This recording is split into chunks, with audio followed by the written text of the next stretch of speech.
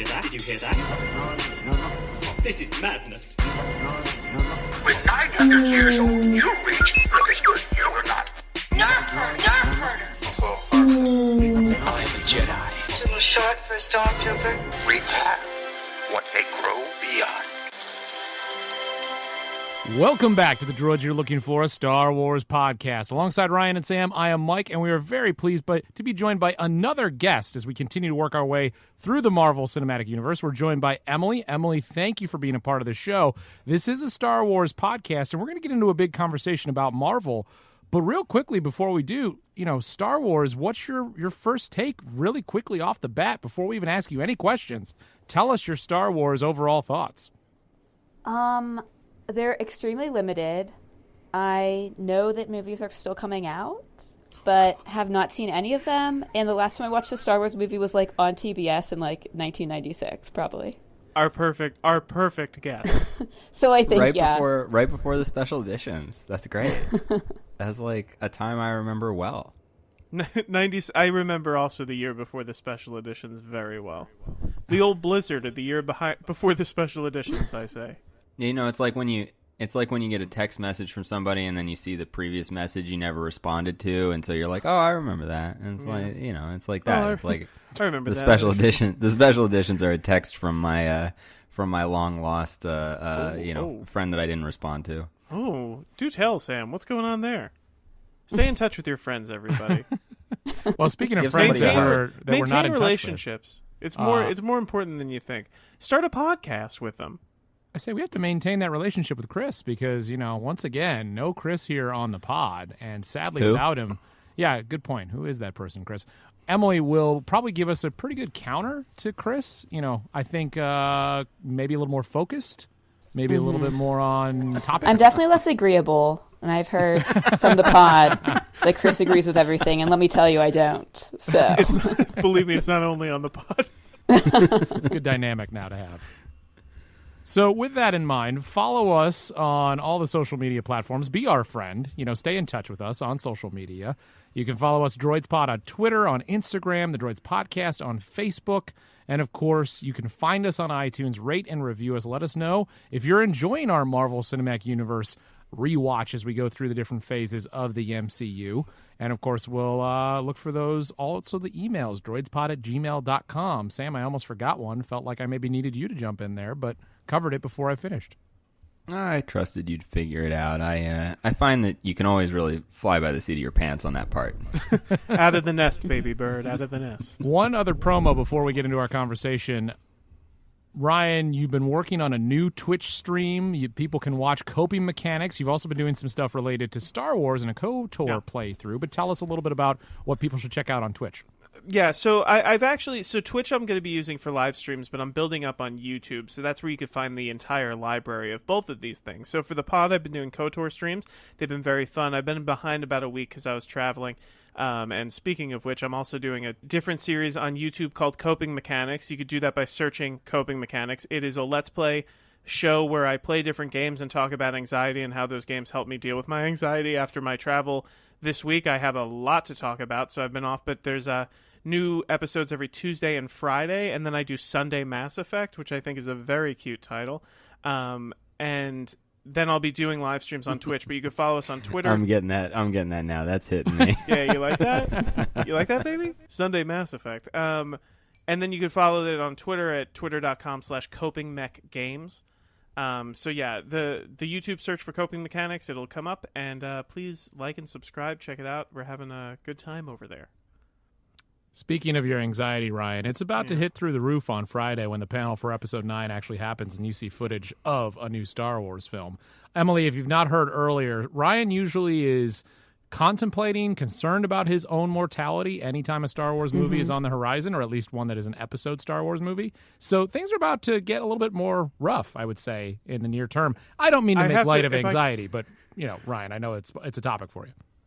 It certainly is, and if I could tell a quick story, I had a quick emergency room visit over the weekend for nothing life-threatening, and my wife Nicole was with me, and at one point she said, very funnily, she said, "Oh, you're gonna die before Episode 9 comes out," because she knew that would be funny after the fact, and that is love. And she knew, because I'm not kidding. It wasn't the first time it crossed my mind. And just to confirm, Emily, this does actually confirm for you that they are indeed still making Star Wars movies, like you said earlier. So they're still happening. It's ongoing, and that's really why we're here. That's what I thought. So maybe I'll check one out someday. Oh, if we have one goal Another on this convert. podcast is to get Another you to watch convert. another episode of Star Wars. I mean, we're about we're 7 years out from 2026, and you could do a 30-year anniversary viewing on TBS of whatever TBS has the rights to at that time. That'd be really fun. We'll have you back. I believe TBS will have the rights to Two Guys, a Girl, and a Pizza Place. So that might be your only options. We'll have you back on the pod then, and we'll at that point obviously we'll be big enough to really pay you your full numbers for your visit.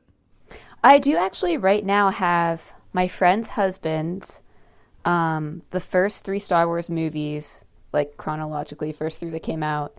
I borrowed the DVDs from him, and I'm like kind of accidentally holding them hostage. I think I've had them for like 2 years now, so. They're worth Maybe a I'll check watch, them Emily. out. They're wonderful films. I'll be honest, if they're DVDs, he's not looking for them. That's Yeah, probably true. fair. Yeah. I would just hold them forever then. I have to say that was probably Ryan's lightest endorsement of a Star Wars film I've ever heard. I mean, I appreciate it. It was a little restrained. You were just trying to make sure you didn't overwhelm with your enthusiasm. I respect it. I'm trying not to get too excited, Mike. Episode 9 is coming out soon. Well, speaking of Episode 9, I mentioned that we're going to have some news on Friday. There is the panel at Celebration. Star Wars Celebration begins tomorrow. Well, this podcast is going up tonight, hopefully, Ryan, as I say that tomorrow. This podcast is recorded before the start of Star Wars Celebration in Chicago, which is still painful for me as a lifelong Chicago resident until the past 2 years to now not be in Chicago when this is happening. But a little bit of news before we talk a little bit more to Emily about her thoughts on Star Wars and the Marvel Cinematic Universe is that the panels, there was a lottery to get tickets to go to the Phantom Menace panel, Episode 9, Mandalorian, and it resulted in fans who are going to Celebration that if they tried to apply for the lottery as a group, only 1 or maybe 2 got in, but not the entire group. So say that you traveled, put all this time together, put in the money and the energy to get to Chicago for Celebration, to find out that not only did you not get into the panel, but your friend maybe did and you can't go, or you didn't get in at all, and you can't even get into the overflow rooms to watch the panel as well, even though it's streaming everywhere. Feel like they could have executed this a little bit better for those who've made the trip, that they wouldn't be so disappointed to miss out on a panel that really is one of the main reasons that they went. Now, there are others who say that, you're there for Celebration, you're there for everything else that's part of it, not just the panels. Nonetheless, I think that you could have done a better job than splitting up people who applied together. I think they did it perfectly, Mike, and I just want to say that to all our Disney-employed listeners out there. I think this was a brilliant execution. I couldn't come up with a better way to do it myself, and Mike does not speak exclusively for all of us here on the pod. Now, having got that out of the way, I want to pose a question. I want to jump right in. If one of you guys got in, would you go? If I didn't. If the 4 main hosts of the pod all applied? I'm assuming, the droids, the droids, the lifelong, the buddies, the R2s and the C3s of the group. Okay, so if Mike, Emily, and I got in, and you didn't get in, would we go? Yeah, well, all right, that's a poor example. Let me phrase it another way. Or, yes, that's what I'm getting at, but I want to phrase it like, if Mike, Emily, and I didn't get in, Ryan, would you go? Oh, yeah, and I'd fill you in. Well, I think it's a complicated. I'd want you there. It's a complicated question because really, for the pod, you got to go because one of us has to be there to be able to convey on the pod what it was like to be in the room. So luckily, we don't have to worry about this because our panel is Saturday at noon. Emily, what's your favorite part of Star Wars Celebration? This conversation so far. Yeah, it's pretty good. We're having a good time. Mm-hmm. What I'm saying is the lottery is ruining the franchise. When I was younger, in Lucas's original trilogy, there was never a lottery that would screw this up. I flew to Nebraska so I could go and hang out in a con at the bottom of a church basement. There was no lottery. Well, I believe we have some thoughts, though, in another I dispatch. bet Ryan Johnson came up with this lottery. Oh, yeah, he did. Ruin Johnson. He did it again, right? Chris has sent a dispatch. Once again, we don't know what Chris will bring to the table, but certainly we can imagine it will be from the outer rim of all of our possible thoughts. We will play that now for you as That's we a get great ready for description celebration. of Chris. Chris is sure it'll definitely on be- the outer I'm sure- rim. I'm sure it'll be very agreeable. Sad Chris for not being able to attend tonight's podcast. Hey guys, it's not Yoda, it's me, it's Chris. So sorry I can't make it tonight. Really wish I could. Marvel Phase 3 is probably the best phase. It's like the fully realized version of all the movies. I mean, you've got Spider-Man coming back too. Spider-Man's my fave. It's great to see him. And you basically get like a bonus Avengers movie with Captain America Civil War. But who cares about any of this? Guys, I'm happy to announce that Friday we will be doing a bonus episode of the Push to talk about all things Star Wars Celebration. That's coming up. Look out for that. Happy to announce it. Really hope that they release that trailer. If they don't, I'm putting the cart in front of the horse. As you can hear, I'm walking. Always busy. Always traveling the galaxy. We'll have that. Lots more. Thank you, guys. Enjoy. LOL. Lots of love. Talk to you later after your band practice. As always, Chris delivering from the field from inside a cement truck. I was going to guess skateboarders just running by him at all times. During Oh, that. if skateboarders were going by Chris, he would have gotten jumped and beat up. Believe me. We'd have heard, "Hey, give me back my backpack." Oh. All right. Skateboarders hate Chris. Emily, you established your time with Star Wars. It's been a while, but in your memories back to what you have seen, is there anything that stands out more than anything else? Is there a character, a scene? What really, when you think of Star Wars, when someone brings it up to you, what do you think of? Yeah, well, for some reason, as a child, I always gravitated towards the scary characters. So, like, in watching A Christmas Story, I was mostly intrigued by Jacob Marley when he comes back as a ghost. So same thing with Star Wait, are you Wars. referring to A Christmas Carol? Yeah, what did I say? Oh, yeah, A Christmas Carol. I'm Because sorry. Ralphie is terrifying. Oh, not Ralphie. The kid in the raccoon hat is terrifying. That's the terrifying part of A Christmas Story. I don't Well, like it when the kid Emily who was gets his talking tongue- about Jacob I don't like Marley. it. I think it's scary when Ralphie wakes up in the middle of the night and is like, "Woe is me."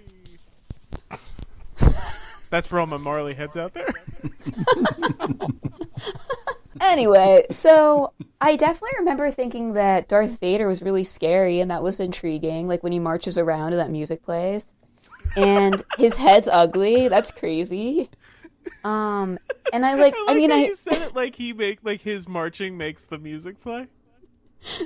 I thought, well, it's like the soundtrack to him marching around, right? Yeah, but That's like true. I like to imagine that like if he stopped, the music would stop.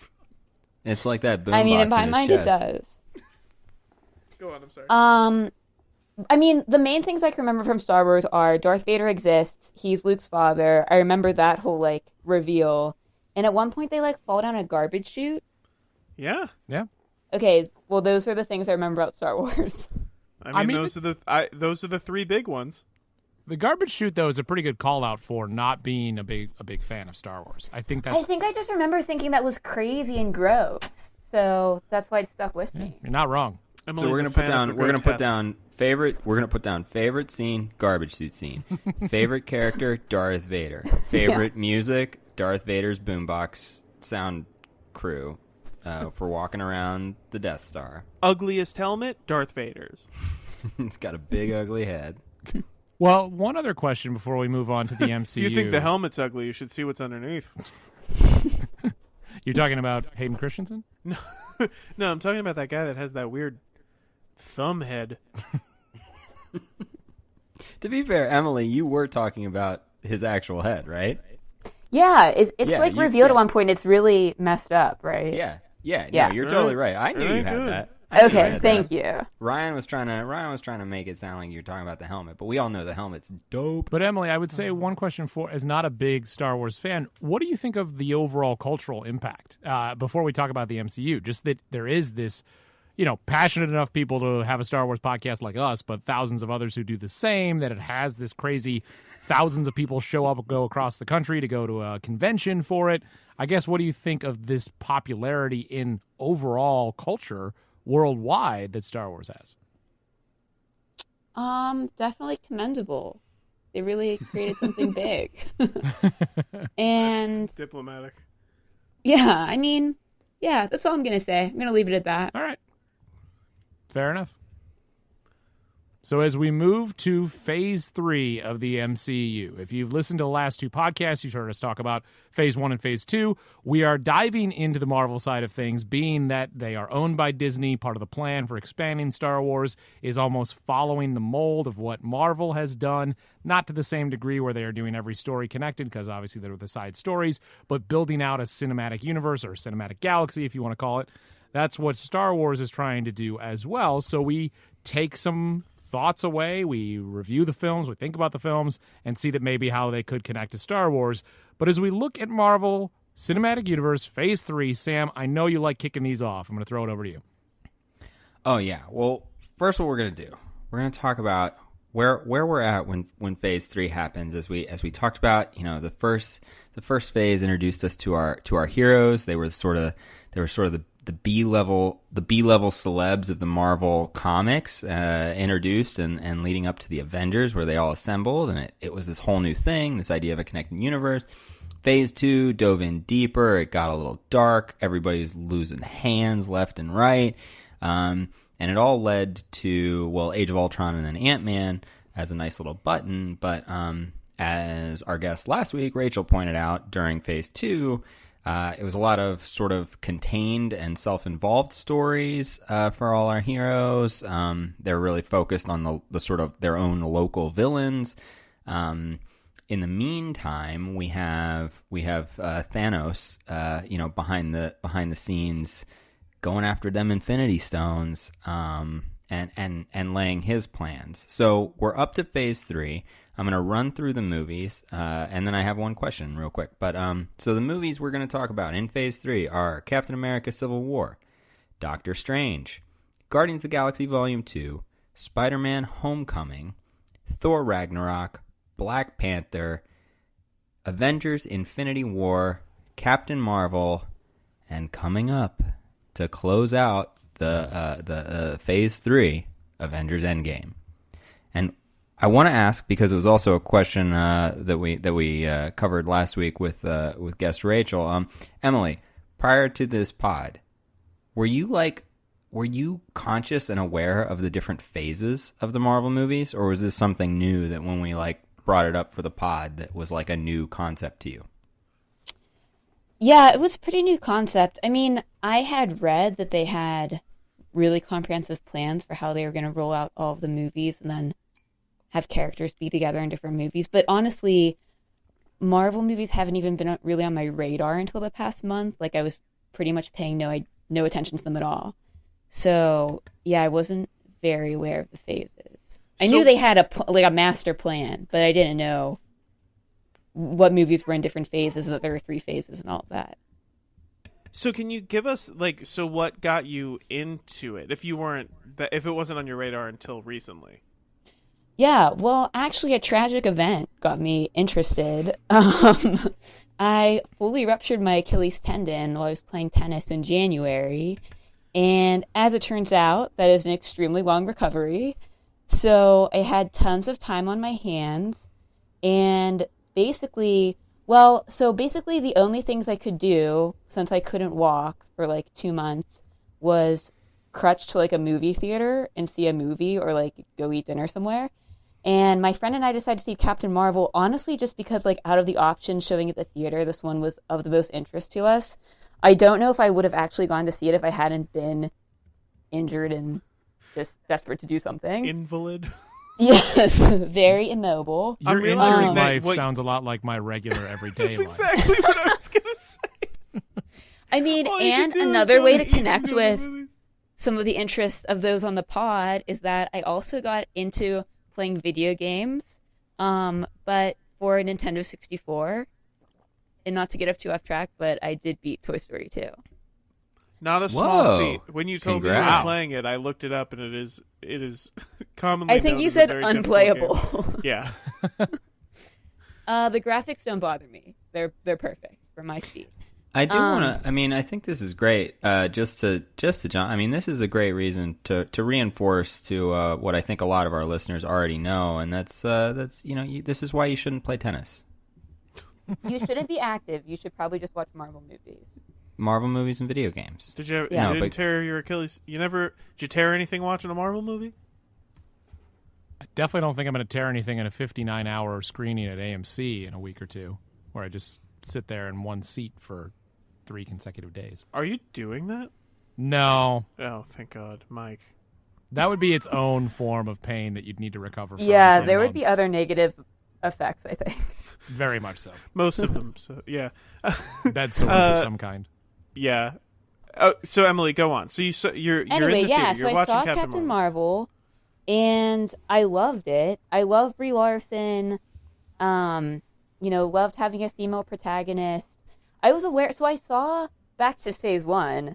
I did see Iron Man and Iron Man 2, and I was really into, I know these aren't Marvel, but I was really into the X-Men movies when, like, the original ones came out. So I was into superhero movies for a while, but then I just felt, like, totally inundated by them, and, like, I couldn't keep up, and then I just didn't care anymore. And honestly, like, as we know, most of them are helmed by men, and I don't know, I just, like, kind of lost interest totally. But Captain Marvel really pulled me in again, because I love the movie, thought Brie Larson was awesome. I thought it was a really compelling narrative and portrayal of a female superhero. Like, she never was wearing, like, a mini skirt and a bustier or anything. Like, she had actual armor, and when she changed into real clothes, they made sense for what she was up to. Like, not like a weird outfit that... Mm-hmm. It wasn't be totally Wonder unrealistic. Woman where she had the sword in her back of her dress. Right, exactly. She was never in, like, heels while she ran around and, like, fought people. But anyway, so after I watched Captain Marvel, had all this time on my hands and decided to watch some of the other movies. And I probably watched them in the worst possible order, because the movie I watched after Captain Marvel was Infinity War. And Ryan had given me some background. But anyway, so I watched Infinity War, then I proceeded to continue in a really bad order. I watched Captain America Civil War, and then Age of Ultron, and basically just kept going, like, back in time, which was its own interesting experience, because then, like, for example, when I watched Captain America Civil War, I was like, why does Captain America care about this Bucky guy so much? And then when I finally got to the original Captain America, I figured it out. So, yeah, it's been an interesting journey. I'm actually curious. I wonder, did you find? So we've been obviously for the pod doing our own rewatches, and now I've admittedly not gone through every movie. I haven't had the time, but like I've been rewatching some of the early ones. I did rewatch the first 2 Iron Man movies recently. Yeah, I don't think you pluralize it when you're talking about, like, movies. But anyway, I did watch the first 2 Iron Man movies. And I'm curious, like, if your intro was Captain Marvel and you really appreciated the Brie Larson's portrayal of, like, a female-led protagonist superhero, like, have you found going back to be kind of retrograde? Because I definitely felt like some of the Iron Man stuff was dated at this point. Yeah, specifically the Iron Man movies are an extremely different tone than a movie like Captain Marvel, or even I would say the other movies in Phase 3. Like, I felt like the Wasp has a lot of agency in Ant-Man and the Wasp. Wait, is that a Phase 3 movie? It is. It yeah. is. It is. Oh, okay. Oh. Whoa, Well, guys. it's tough because, like Captain Marvel, it was after Infinity War, but we're still technically in Phase You 3. left it off, Sam. Ooh. Wow, I hate to be Peek the expert behind here, that. but peek behind the peek behind the curtain. but yeah, there's like, okay, I'm trying to think. So Leslie Bibb is in the first Iron Man, Yeah. and she plays the reporter, and she sleeps with Robert Downey Jr., and then she's like incredibly slut-shamed, and Robert Downey Jr. faces no, like, that's just his thing, is to be like a womanizer. Yeah, And doesn't Gwyneth Gwyneth Paltrow's just Paltrow like, say... haha, like, you're my womanizer boss, and like, I don't know, it's just really, yeah, it feels very old. And doesn't Yeah. They make Gwyneth Paltrow say, like, I'm here to take out the trash? Yep. Yes, Yeah. she does say And- that. And they make a they then double down on the joke in the sequel, which is particularly where Yes. I like. Oh I yeah, picked it's up on really it. egregious. They But say they something also- about like she spread for like something like it's something terrible, like some joke about Leslie Bibb in the second one. It is, and I found it interesting going back because I think it highlights the trajectory we're on and the way things are changing, and I think it highlights a really, really good direction that the Disney and Marvel movies are headed, where they are trying to be just more responsible and give better opportunities across the board. I think. It's why Jon Favreau is getting The Lion King, because the guy who brought you Iron Man and Iron Man 2 deserved more opportunities to continue to work for Disney. Okay. I mean, they had not great, where they had great my success. sentence is They had going. great success, but I just mean the guy who was okay with those jokes and happy to put them in his film is now continuing to rise. Do you need a guy who actors like and has zero vision? Call Favreau. Yeah, I said it. I'm burning down my Hollywood career. I don't know where Favreau's at these days. I definitely appreciate what you guys are saying. Pretty I sure think he's in he's- I think Chicago he's- for a celebration. I think he's also just at ILM approving shots.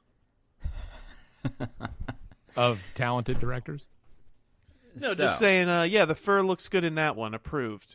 Oh, could we get the lighting a little better? Anyway, directed. Having done our requisite dump on Favreau for the pod for this episode, Emily, so now that I've updated our list, since I had forgotten to include Ant-Man and the Wasp previously, this is crazy, of the 10 movies in Phase 3, which also commenced with Cap Civil War was 2016. So 10 movies since 2016.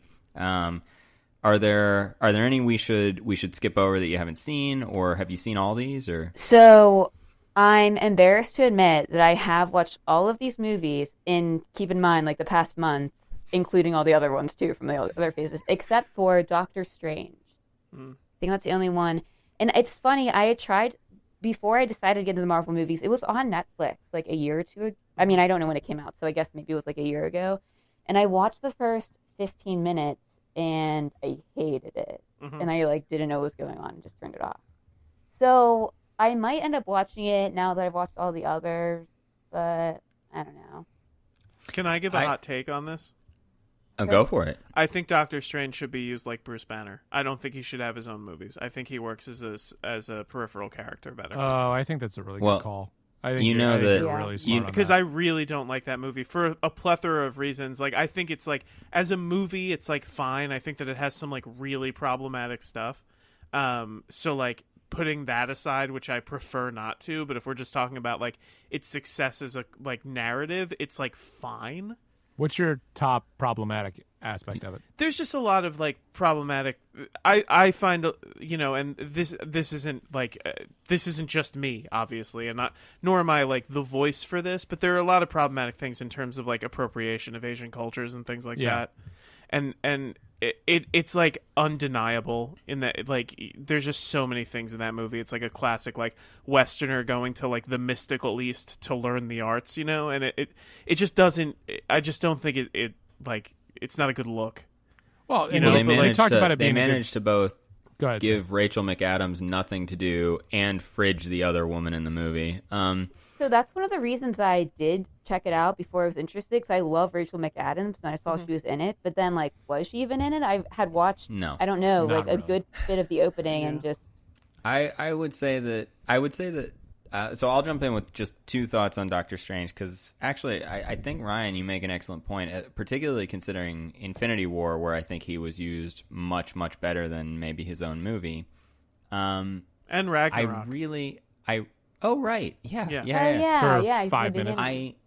I think so. Let me for a moment just put aside your other points, Ryan, about the sort of problematic appropriation and that movie's issues with women, but just from a movie perspective, I think one of the big problems with that movie is that it gets interesting to me at minute 45, Yeah. and then I think it's actually really, really fun. Again, I'm setting aside some other issues, but I think like once he becomes like a mystic and, you know, a sorcerer, I think that movie, you know, it borrows heavily like all the Marvel movies, but I think it's really visually fun. I think the climax, like the sort of climactic battle of that movie is one of the more fun ones in the Marvel universe. I was total agreement with you, Sam.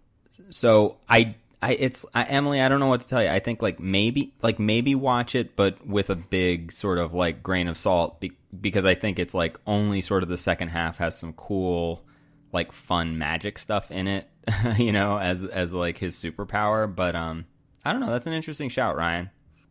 Yeah, and like I mean that was you know, this isn't coming directly from me. This was written about a bunch when the movie came out. You know, like it's.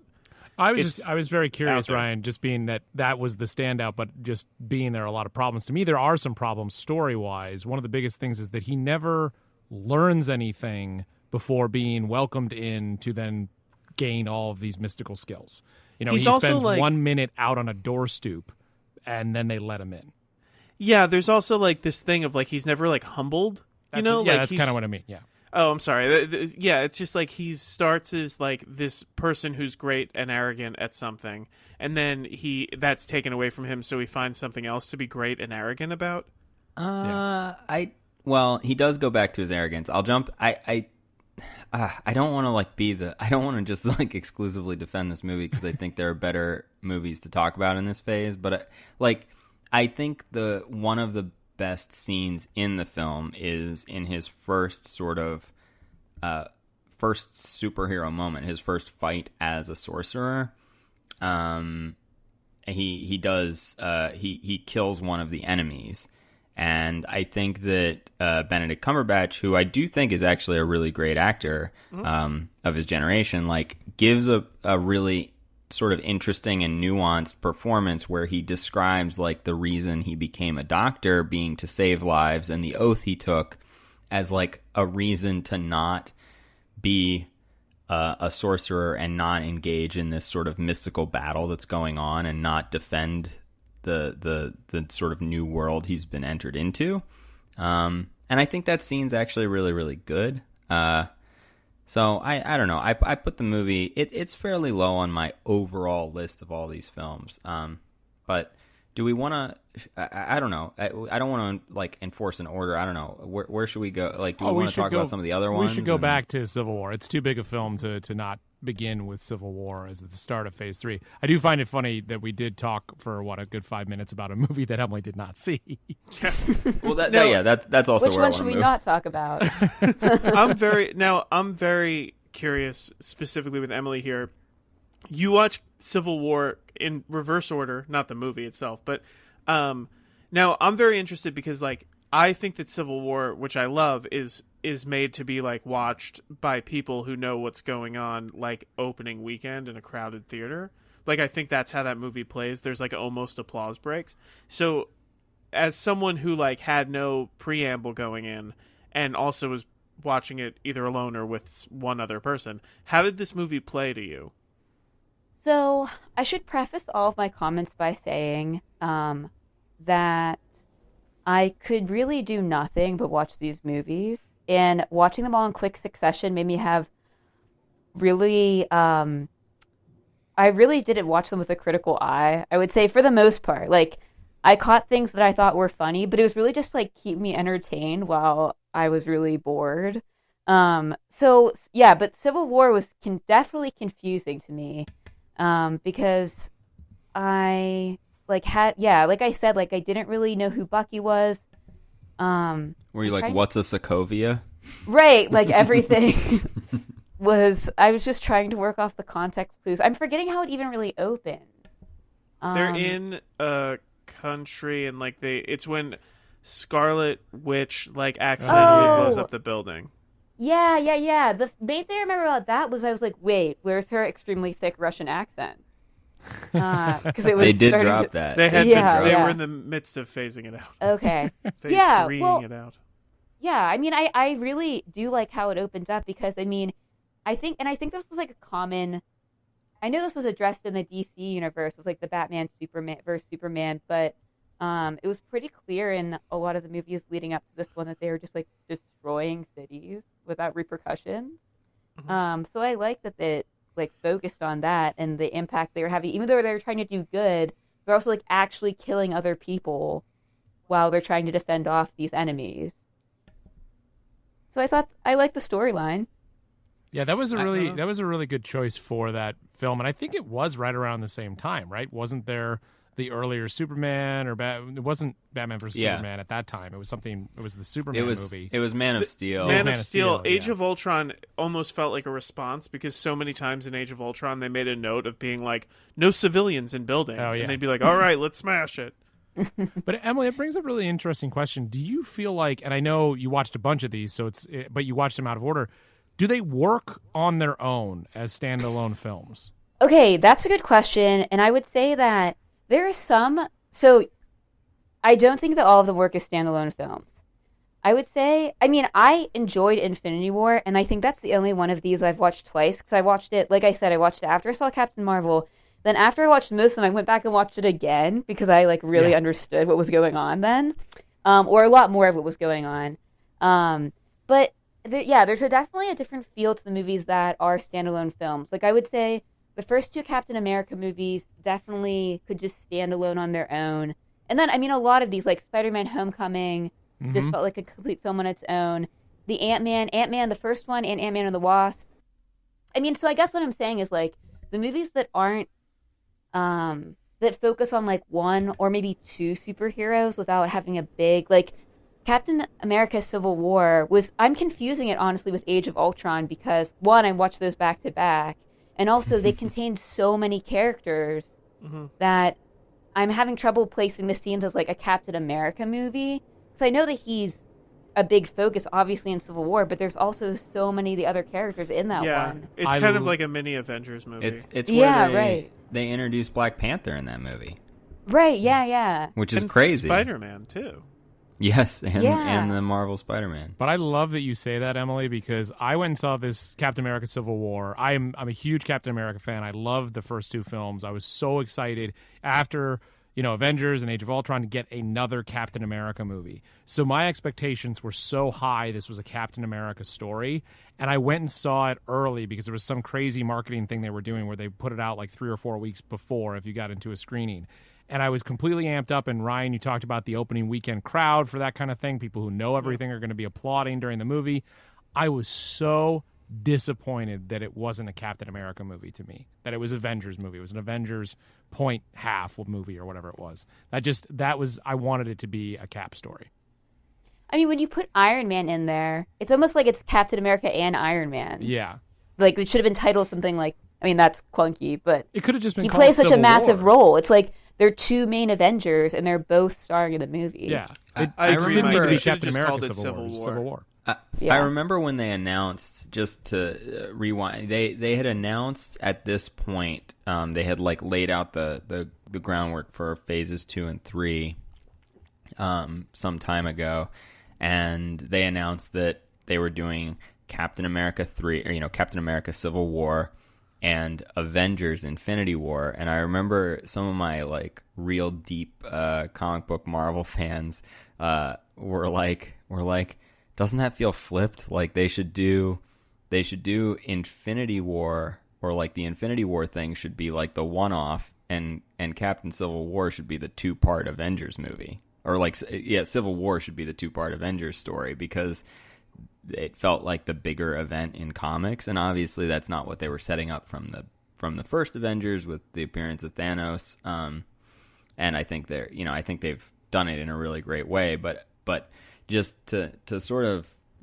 reaffirm what you guys are saying about it feeling like an Avengers movie. I mean, Civil War was an event that rocked the whole Marvel Comics universe.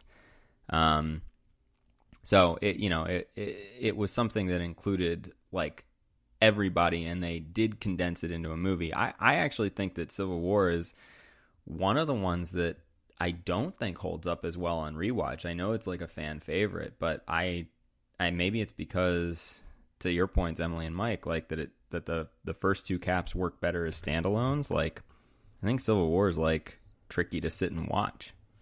I think sometimes, in my experience watching them, the bigger movies with a lot of characters sometimes just feel like a compilation of action sequences. Where I think with Captain America, like for example, with Captain America, and then the second one, it just seems like there's more character development, and you're learning about the characters and the conflicts and like different personal motivations. And then there are multiple action sequences. I don't know. I just, with Civil War and Age of Ultron and Infinity War, it's just, I feel like they're trying to impress you and throw you with like these really big action sequences, which are fun to watch, but then I just think it doesn't work as well as a standalone film that has like a start, middle, and end. Well, it's interesting. I'm realizing as you're saying this that like if you look at the Marvel Cinematic Universe as this like mega narrative, right? And if you look at it as like one giant movie in terms of pacing, the Avengers like everyone together movies would be kind of like the giant action set pieces. Exactly. Yes. So it's like if you were looking at this like if you were like Mike and you were watching 59 hours of Marvel movies, like those would be where those things happen. So it's like interesting that they were like built that way, where it's like you have these movies where there's set pieces within them, but then like there's the set piece movies. No, Ryan, I was going to say the exact same thing. I was just going to jump in with that. I think I said it first, so. So you're right. Well, I think somebody said that like the Jeopardy earlier rules. I was just reading this today that there's the earlier movies are setting up all this stuff, so really it's all dessert when you get to an Avenger in one of those movies. It's just basically all dessert. Yeah, and it's interesting because like when Infinity War came out, I remember someone asked me like, was it like good? And I was like, I loved it. And they were like, does it make sense as a movie on its own? And I was like, I don't know, like, nor like should it really? It's like, how could it? And also like, should it even have to? Because like, I understand that people are going to see it, like everyone's Marvel movie is their first Marvel movie, but like it was the 19th movie, like, so it's like, are we asking too much that it needs to like play on its own? Perhaps, I don't know. That one I don't think. I mean, there's certain ones in here that don't need to play on their own. But I think, there's other, you would hope that the majority of movies could be seen, and even if you don't get all of it, even from context clues, that it could still work as a movie. Like you said, seeing Sure. Captain Marvel as your first one, Emily, it worked, even though you didn't know what was going on with all these other references. Okay, so I would say it's like the same thing. I'll compare it to the Harry Potter series. In the first 3 Harry Potter books, when you start reading them, she's always like, Harry Potter had discovered he was a wizard, and like blah, blah, blah. And she gives you this build-up, but by the 4th book, she like cuts that out. It's like, you should just, you're reading this book, and you should just know that Harry's the boy who lived, and he's a wizard. Like, she doesn't do these like couple of paragraphs giving you the background. Yeah. And so There's the same thing, like, if you're going to watch Endgame, like, you probably shouldn't expect the first, however long in the movie to tell you who Thanos is. Like, you should probably go into it knowing. Yeah. So I guess I'm arguing against what I said, but No, I think that's like, I think that actually is a fair expectation at this point with what they've built, and like, I think there is a world in which maybe Infinity War doesn't work as it's completely its own movie, but it's also like the culture we live in is like, it's not asking you to see it if you're ignorant of the other 18 movies that came before it, right? Like, it's basically, I mean, it was a movie made for a very, very large audience that had a lot of background on it. So, and I think that's allowed. Emily, I gave you like you had mentioned before, I gave you a quick rundown before you watched Infinity War. Was that helpful? okay, it was really helpful. And also, Ryan basically, I'd reached out to him and said, like, I'm going to get into the Marvel movies, and I've decided to watch Infinity War first. And he was like, here's what you need to know. And I think he basically just said, Cap and Iron Man are not on speaking terms. Thanos is trying to get all the Infinity Stones. He snaps and makes, like, half of the universe disappear. What's funny about that Wait, to me... you said that going into the movie? I don't think I said the snap thing. I think I said he's trying to get these 6 stones. They'll make him all powerful. Yeah, I know. Okay, so I know you said something about a snap only because when I watched the movie and Thanos literally snaps, I laughed out loud because in my mind, I don't know. I thought the snap was like not. You weren't literally referring to like a hand snapping. No, it sounds I like think it about sounds that, like and a phrase. It's it's- like there's a line that Gamora has in the movie where she's like, all he has to do, snap his fingers, and half of all life is wiped out. And it kind of seems like, oh, I get it. It's like the Midas touch. He just snaps his fingers and gets what he wants. But like then it's like, no, literally. Like we're being serious. He snaps his It begs fingers. the question, is it an act of showmanship on his part? Like, did he really need to? Also, she really does, like, she says, snap his fingers like this. And then she snaps, and it's like, was she really explaining to everyone what a snap was? Well, let's not jump on Zoe Saldana's performance. I think she's wonderful. No, but that wasn't a jump on Zoe I don't know why. Saldana. I don't know didn't why think you Ryan did, hates Ryan. Zoe Saldana. I adore her. Let's go back. Emily, how far into your rewatch did you get to Guardians 2? I've watched Guardians 1 and 2 now. So I'm up to date with the Guardians. Was it early? Did you get to the Guardians flicks early or No, I definitely didn't prioritize them because Interesting. mean- Because you'd only seen Star Wars once in 1996. right. So the space stuff just wasn't for me. No, I mean I like them. I guess this probably isn't fair to say because I'm sure this could be argued either way, but I just feel like those movies carry less weight. Like the stakes don't feel as high to me. And sometimes when there's a lot of pop culture references, it kind of takes me out of the movie. Like I think it's almost pandering how much Chris Pratt like makes these references to 80s stars and stuff, so people in the audience are like, ha ha ha, like he mentioned Kurt Russell or like whatever. That just doesn't work for me as well, I guess.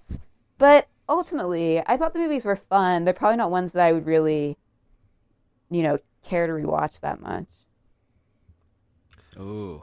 I have to say, I love the first Guardians. Guardians 2, I forget it the minute it's over every time.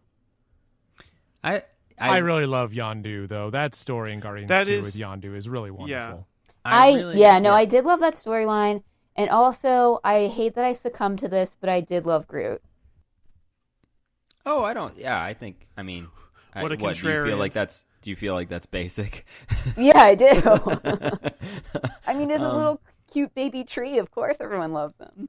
I the really second love. Of course, everyone loves him.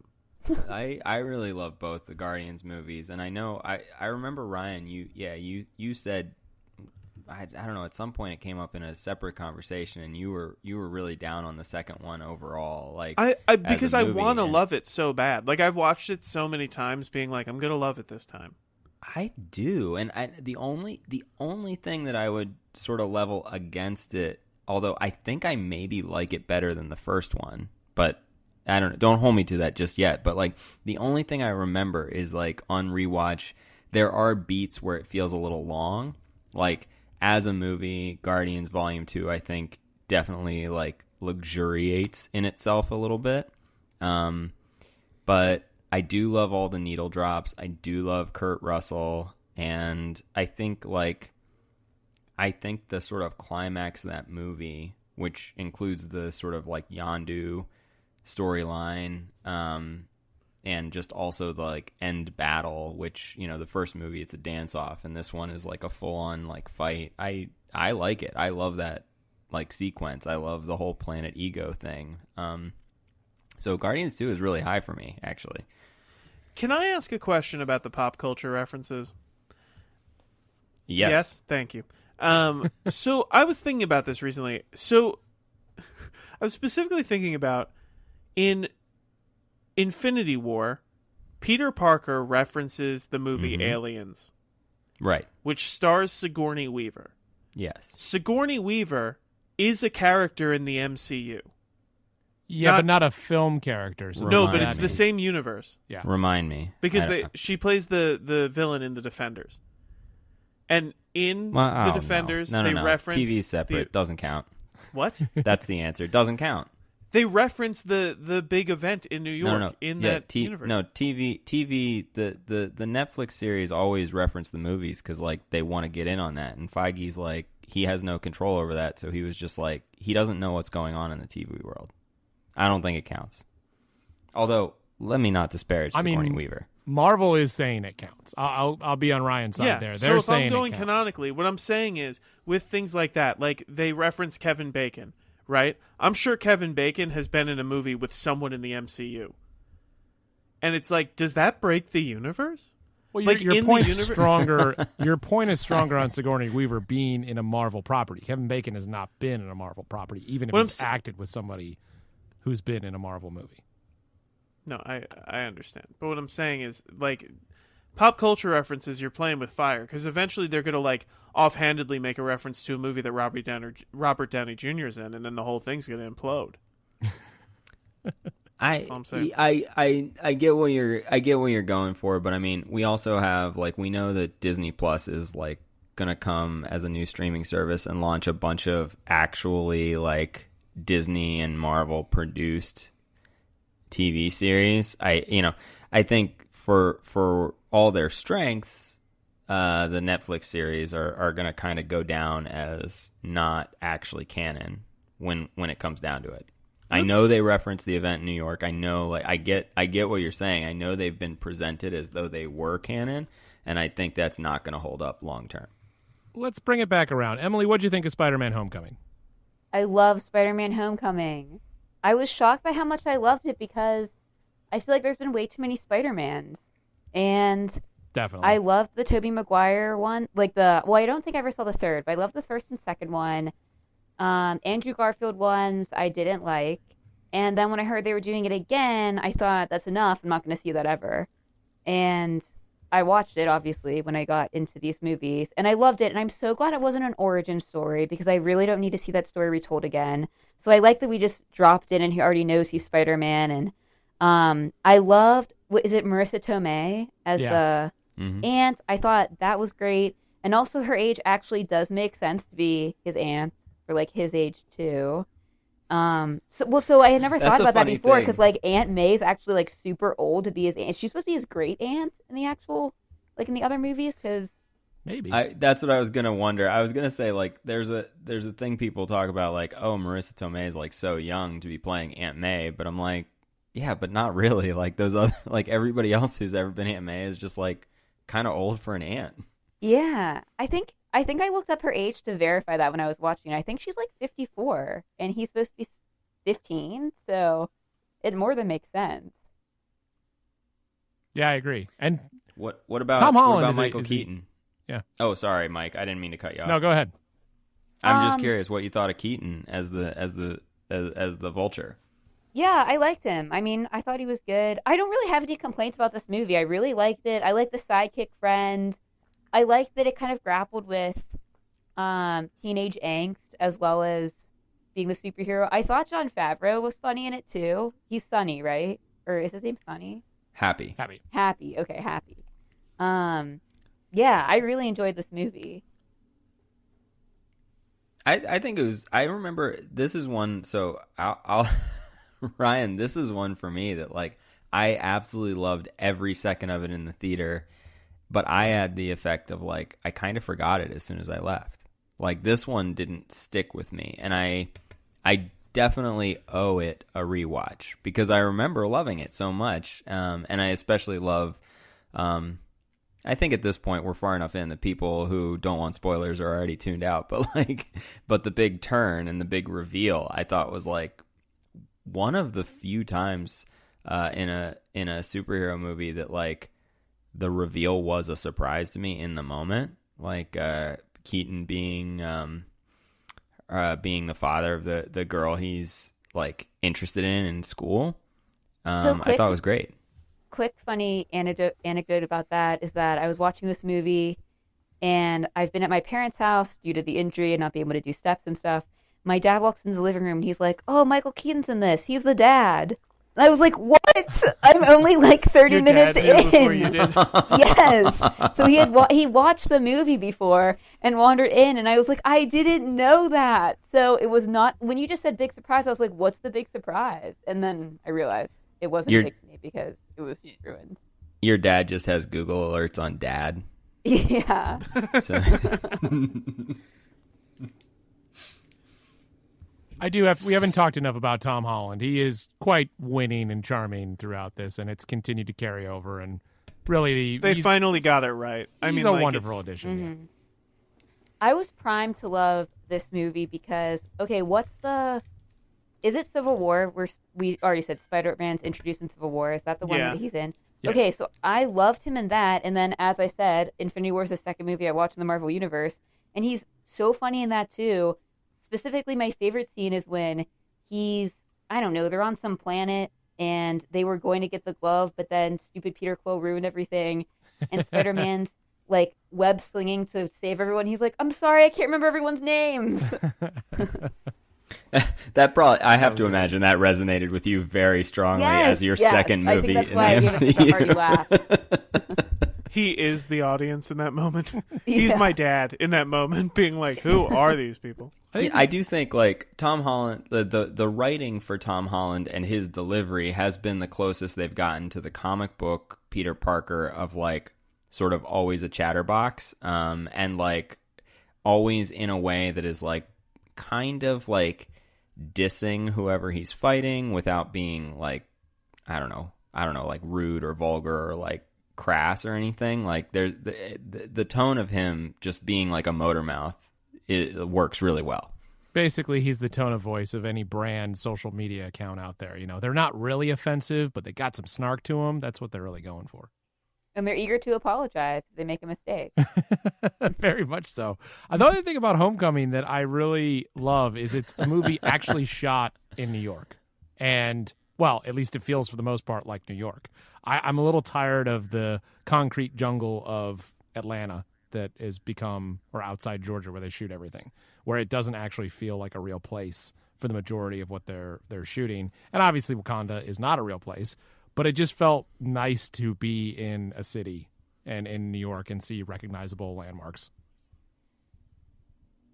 Yeah, I'm with you. I like when agree. I like that they also they did follow through on the sort of joke of like sticking to being a neighborhood Spider-Man for a little while, Yeah. and like they not only did they play it for a literal joke, but they also kept the movie a little smaller. They kept him out of, we didn't have a scene of like Peter Parker has not been up on the Empire State Building, or I mean maybe he has, but like we didn't see it, and that's good, I think. Should we get into we've sort of covered again, we're kind of pulling an Emily and going out of order, but we've got Thor, Ragnarok, Black Panther, and Ant-Man and the Wasp, I think, yet to just touch on if we want before we wrap up. Emily, where do we go next? I really love Thor Ragnarok, and I mean, I thought Thor was almost a different character in this one than he was in some of the earlier movies. It's like he's progressively defining his sense of humor, and he's getting funnier. Because, yeah, this one he's just seemed quippier, I think, than other movies. But I liked it. I thought he was funny. Again, this one really didn't make sense to me because I watched it out of order. I didn't understand why the Hulk was like stranded on that planet and why the like Black Widow message popped up, but that all clicked together later. But yeah, I mean, I really enjoyed Thor Ragnarok. I didn't think I would as much, but I thought it was really fun. It's kind of crazy they can release a movie called Thor Ragnarok and have it be like a buddy comedy, like on a different planet, and have it work. But yeah, I think that speaks to both. Like, I mean, the other Thor movies have kind of underperformed, and I think they over time have learned what they had in Chris Hemsworth, who I think is like a very charismatic, very funny star. And yeah, Taika Waititi, who wrote and directed the film, like just, yeah, got it right. This is one of my, I don't know if I'd put it on like favorite level, but it's definitely my most rewatched Marvel movie. Like I'll throw this on anytime because it goes down so easy. It also was the necessary change in Thor. That was, I mean, from what we saw in The Dark World, and having just recently rewatched The Dark World, there's so little that happens or is to be said about that movie. I don't think the movie has anything to say. It was a really rough rewatch of Thor Dark World. So to get back to Thor Ragnarok, it is a refreshing take on the character. Definitely. What about, yeah, Ryan, anything? Sorry. Anything on Thor? No, I think it's great. I think that in Phase 3 they started letting filmmakers like really kind of spread wings, and I think that this is like a perfect example of that. And I think that it's like legitimately funny. There's such crazy things that I think that it highlights how these actors have also been able to occupy the same characters in different tones so well. And I think that they finally figured out what to do with Thor, which was great. I think I also really like Kate Blanchett in it. Yeah. That was Kate Blanchett, right? Yeah, she was great. She like seemed to really relish being evil, which was fun to watch. That is true. They just went for it with her. They were like, be the worst. Just be the worst. But Taika Waititi's other films, Hunt for the Wilder People and What We Do in the Shadows, if anybody hasn't seen them, like, just watch those for tone. It's like the same sense of humor. They're very, very different movies, but I think the guy's like one of my favorite people working today as a writer and a director, so... And we also need his character of Korg, and we need to know if he survived the snap, because I wouldn't mind if Korg comes in and saves the day in Endgame. Everybody's talking about Captain Marvel making the difference. I'm on the Korg bandwagon. Korg wagon. Anyway, Black Panther. We've got Black Panther to talk about. I have to think, my vote for the best of Phase 3, and in terms of best... I think it's maybe the best overall film of the Marvel Cinematic Universe, though I like Captain America Winter Soldier more, just because I have more fun with it. Black Panther, I think, is the toast so far of the MCU. So I only watched Black Panther recently in my binge watching of the Marvel Universe, and I think maybe my expectations were too high just because I had heard all of this praise for it for like over a year. And I do find that sometimes I think sometimes when I go into a movie blind, I enjoy it more than when I have super amped up expectations. Not to say I didn't really enjoy it. I just don't know that I really think it's an Oscar caliber film. I don't think really Oscar... any of the Marvel movies are, but there's all this talk like leading up to the Oscars, like, will Black Panther win Best Picture? And I really enjoy it. I think it's very well done. It's a good movie.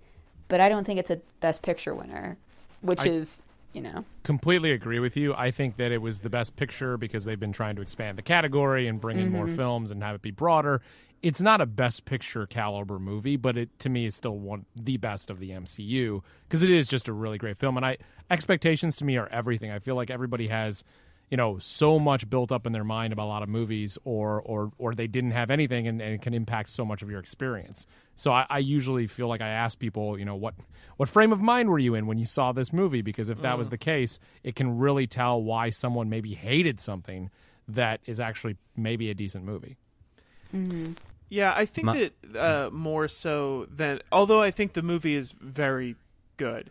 And I think that Ryan Coogler is brilliant. I think that, and this is a good thing, I think that Black Panther will be remembered more as like a cultural moment.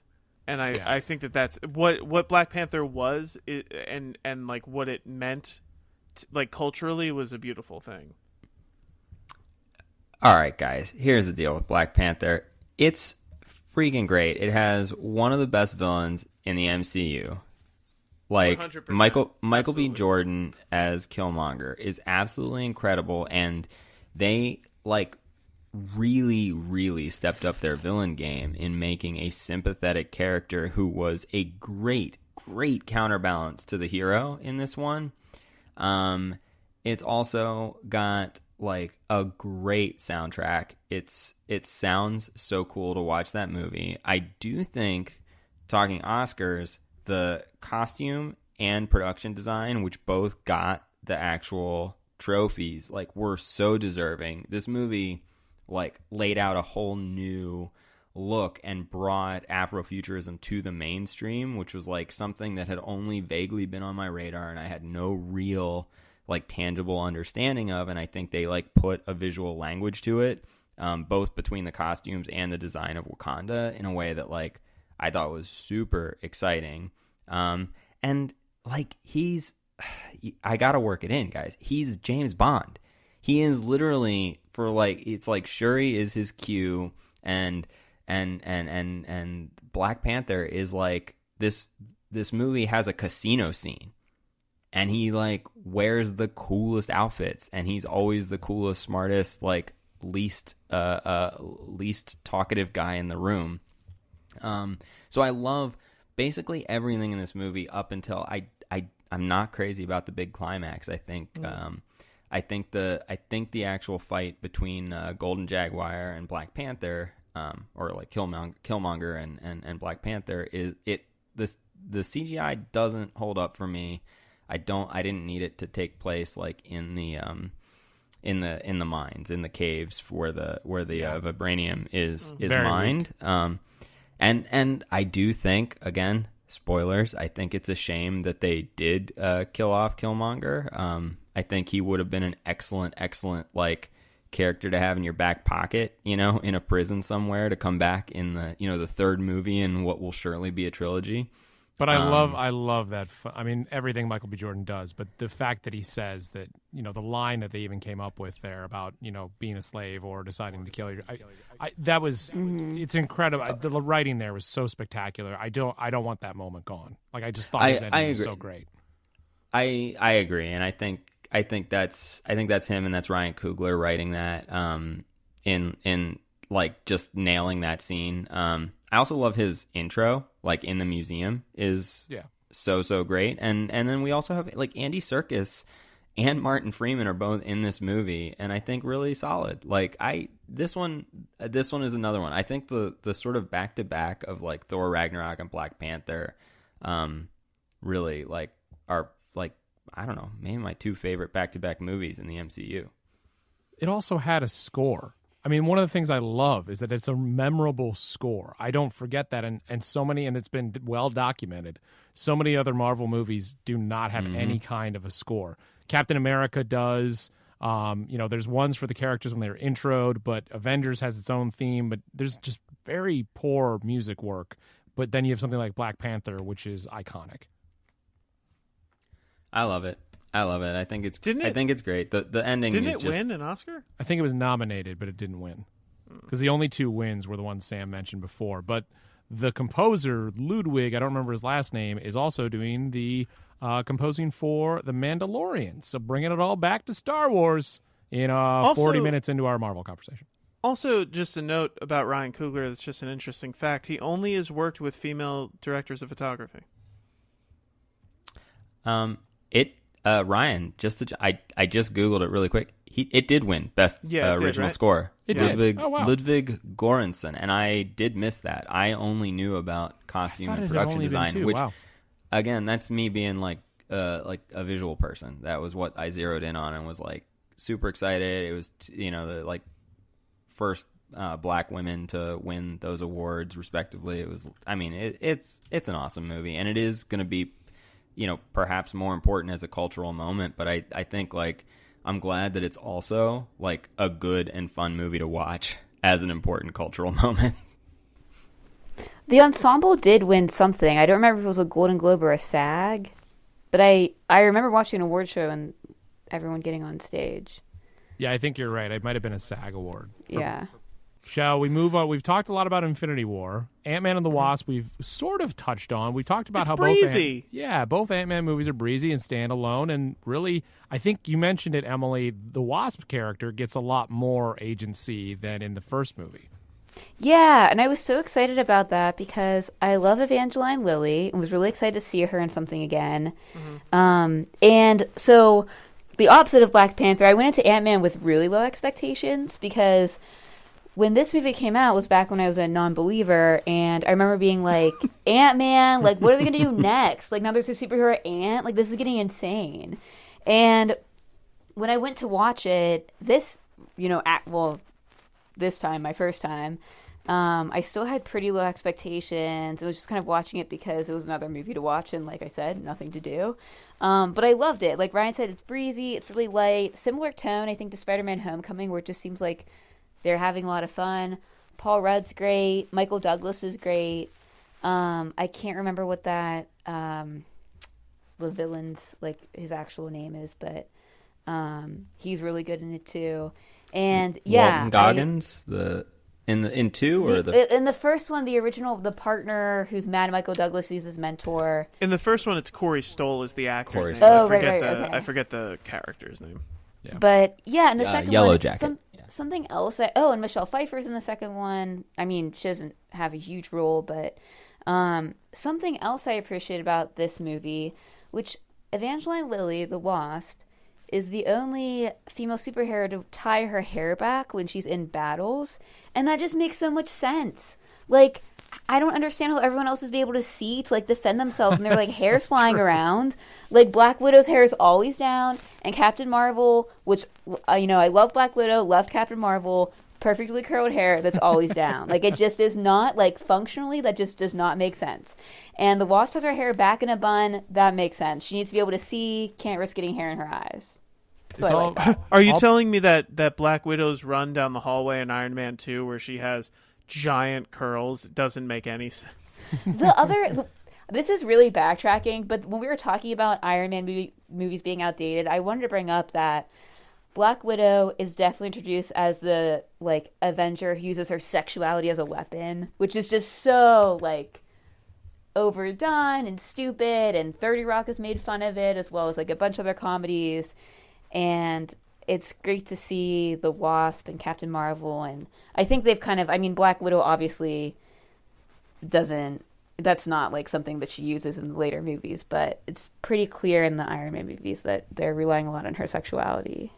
It'll be interesting to see. So they have announced, Emily, that like they are making a Black Widow movie, like a solo movie. I wanted finally. to ask you guys if that's true, because I had heard that too, and that's exciting if it's really happening. I mean, it's not officially announced because they haven't announced any movies past Endgame, mostly because they're trying to pretend that they don't know what's going to happen at the end of Endgame, with the exception of Spider-Man 2. That's the only one that's been announced otherwise. I think Disney hasn't announced it, but I do think, like, I mean, there have been like casting announcements in the sort of major like trades, like Hollywood Reporter and we heard that Variety about and the stuff. Boba Fett movie, and none of that happened. So okay, well, Mike's still salty about the Boba Fett movie. All right. You know how burnt he burnt is. once, fool me once, or whatever. You're not gonna fool me again. Not gonna But fool me. I do think Evangeline Lilly might have I mean, oh man, Brie Larson's so good too, though. Like I was just gonna say, like, I think she might have like nailed the like you say, like just like pulling the hair back, the way she's like her physicality in the role, like the armor, the Wasp armor and everything. They really just treated it like superhero, not like female superhero, which was cool, which was great. And did think it was a little flimsy that her and Hank had such a problem with Paul Rudd for going to Germany to fight with Captain America. Like that's No, the kind of I crux of them agree with hating that him. too. Yeah. They needed to tie it in somehow. Otherwise, that movie's just taking place in its own thing, which would have been fine. But do you guys? So I feel like, and I don't know that I can't remember if I've rewatched Ant-Man and the Wasp or not, but I think I like the first Ant-Man maybe better. But they're very I on don't know. par. I mean, really, yeah, between I'd put the them. two, yeah. I'd put them pretty much exactly the same. Cool. They could have just Cool. put them next to each other. But The you know how I feel about Paul Rudd. The joke of like 3.5 foot tall Paul Rudd is maybe the hardest I've ever laughed in a movie theater. And Yeah, you it's laugh good. pretty hard, Sam. I've seen a few movies with you. You are They a really pretty good laugher in a theater. They have a good time with that stuff. Like I think they do it with a lot of wit, and it's the Ant-Man movies to me, like for people who have been following them for a long time. The one thing that's like a drawback to them is that every time I'm watching them, I just think what it would be like if Edgar Wright had done them. Yes. Which isn't fair to Peyton Reed, because I think he's done like a beautiful job with them. I agree, because it is. I wonder the same thing, but also like Peyton Reed is like he's a filmmaker in his own right. And he's a good one. So yeah, What maybe other we all films need did he to make? get over that. Bring It On. Heard of it? Is that the? Okay. Well, Were you about to say is that? You know what it is. We've come to the end of our MCU Phase 3 discussion, but we're not done talking yet because, Sam, I know you want to talk about some more rumored Marvel series that could be coming out very soon. Yeah, so I guess we're back on this debate of is it rumored or is it announced? But so I guess they have officially announced Loki and Scarlet Witch series will be on Disney Plus. And I think everybody's sort of expecting that to be somewhere in the realm of like a 6 to 10 episode, series each. They are going to feature Tom Hiddleston and Lizzie Olsen in the roles, but the other ones that there's been a lot of rumors about a Falcon and Bucky show, and then also I Falcon think and Bucky together. Falcon and Bucky together as a buddy, like the non-Caps, the Cap friends, which I think would be great. It's entirely a series based around that brief moment in the back of a VW in Civil War. I also read today a Vision thing, which I wonder if that might be part of the Scarlet Witch show as opposed to his own. But of course, they could just do a Vision series that would be sort of based on the Tom King comic, which was absolutely great. But about, I feel like it'd be such Vision. a missed opportunity if they don't do Vision and the Scarlet Witch. I agree. It depends on if you think that fact, relationship works for the movies. If you actually... but they have a great opportunity to make that relationship work for the movies Yes. by expanding on it in a Yes. series. And Yes. then all of a sudden it always seems like it worked. Yep. But guys, Emily, would you like to see a whole movie of that? I really liked Elizabeth Olsen. I don't know who plays Vision, and he's Paul only Bettany. semi-compelling to me. Semi-compelling. You do know who it is. You just don't realize it. It's Paul Bettany. But who's Paul Bettany? So she doesn't know who it is. Beautiful Yikes. Mind, Knight's Tale. Da Vinci Code, part of the Robert Langdon trilogy, the best of Ron Howard's work. Is he in Match Point or the other tennis movie? Yeah, He's I in think it's called Wimbledon. Wimbledon. There we go. Oh, is he the lead with Kirsten Dunst in that? That's exactly Yeah, right. and He's let's- holding Okay, a I haven't tennis seen racket that movie, against but his the head on the poster's in front. my mind for some He reason. did not. I thought maybe he had an Achilles injury in that movie playing tennis, but that was wrong. I thought we were bringing it all back, circling it around, but I was Oh, wrong with that. wow. You got say my it's hopes wrong. up. Did you just look up the Wikipedia page to Wimbledon? I should try. I did not. I just figured that my instinct was wrong.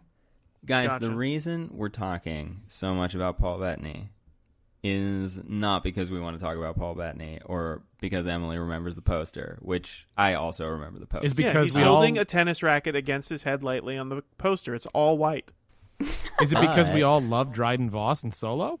His villain in character in Solo. After we mentioned everything that he did, we didn't Also- mention the Star Wars movie he was in. How long did it take us to get there? Guys, today, when we're recording this, or a couple days ago when you're listening to this, the big rumor is that they are doing a Hawkeye series, and it's going to be based on the Matt Fraction run from a couple years ago, which if you hadn't read, you must read. It's so good. It's all about Hawkeye during his downtime between Avengers missions. Which would be And great for this. That Jeremy Renner is supposed to come in, and they're rumored to be introducing Kate, Hawkeye replacement Kate. What's her name? I'm googling now because I'm blanking on it. Kate Do you Bishop. think they'll do an entire episode from the point of view of the dog like Matt Fraction did in that series? I'd adore it if they did. It's There's so a whole good. comic book from the point of view of Hawkeye's dog. Yeah, the concept is Hawkeye takes some of his Avengers money and buys a building in Brooklyn that's in a area that's sort of run by a bunch of mob enforcers. I didn't and- know the Avengers were doing so well that he could buy real estate in Brooklyn. Well, that's Tony part of the pays him joke a is that the other Avengers are doing better than Hawkeye because he's not always on the team. So it's he's between health insurance, I think, whenever he's in the book. But it's just for any Ren heads out there, like my wife, I think this is very exciting news. How does she feel about his haircut in the Endgame trailer? Actually, I think she's real into it, which is disconcerting. So is a certain wife that I know. I'm not I'm not a fan. I saw somebody had made a Photoshop today of the Endgame poster where everyone has like 80s hair metal hair. I think his hair's dope. Emily, have you seen this haircut? I haven't. I'm gonna say I'm not a fan. Interesting. Now, Emily, as we're wrapping up, Sam, are you done with your segment? Sorry, I don't want to.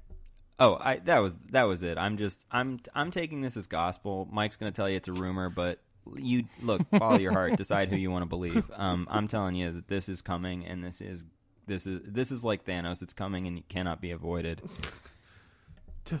It's coming, Tony. Thanos. Emily, as we wrap up here, Endgame is coming in 2 weeks. What's your excitement? I almost said anxiety level. I assumed everyone's like me. What's your excitement level? Are you going to see it opening weekend? Are you going to see it? Are you bringing friends? Are you proselytizing this to people? So I'm trying to get my friend Betsy. She's who I saw Captain Marvel with. Unfortunately, she has not had hours upon hours of time on her hands to watch all of the Marvel movies, which is hard to believe. But our plan is to watch Infinity War together, and I'm going to give her all the cliff notes because I'm now an expert. And then I think I'm going to wrangle her into seeing Endgame with me. I doubt it'll be opening weekend just because, I feel like tickets are probably already sold out. I'm not that dedicated. But maybe the weekend after. Nice. I am excited for it, though. I'm excited. It's 3 hours and 2 minutes, and I'm very excited about that. I'm totally fine with that. We're 22 movies into this thing. What, they're gonna make cuts? Who cares? We'll get Chris a seat on the aisle. He always has a seat on the aisle. The droid heads may or may not be seeing it at 6:55 in the morning. Well, I don't think we have enough tickets now for the droid heads, do we? Chris decided to buy 2 instead of 4. I thought you bought 2. I didn't because I kept asking Sam if you wanted tickets, and Sam never responded. Oh no. Who? Well, we got to take this offline. That was you, Sam. All right. Well, Endgame approaches. This has been another edition of the Star Wars Droids Are Looking for a Star Wars podcast MCU discussion. Emily, thank you for joining us. Maybe we'll have you back on. The Emily see you. Thank you for having me. Maybe we'll have you back on after Endgame and see what your thoughts were on all of this and if the 22 films that you've watched were worth the time for what Endgame gives us. Yeah, definitely. I'd love that. Guys, I just put that poster for you all to see in the doc we're looking at, which I think is very funny. For our listeners, that's a really helpful bit of information. We'll put it in the notes. We'll put a link to it. That is going to do it for the Droids You're Looking For a Star Wars podcast. Follow us on Twitter, Facebook, Instagram. Email us, droidspod@gmail.com. Twitter, droidspod. Instagram, droidspod. The Droids Podcast on Facebook. Rate it and review us on iTunes. And, of course, join us again where Chris will stop sending dispatches and come back. But that'll do it for this edition of the Droids You're Looking For a Star Wars podcast. Stormtrooper. We are what they grow beyond. Tony? I like that.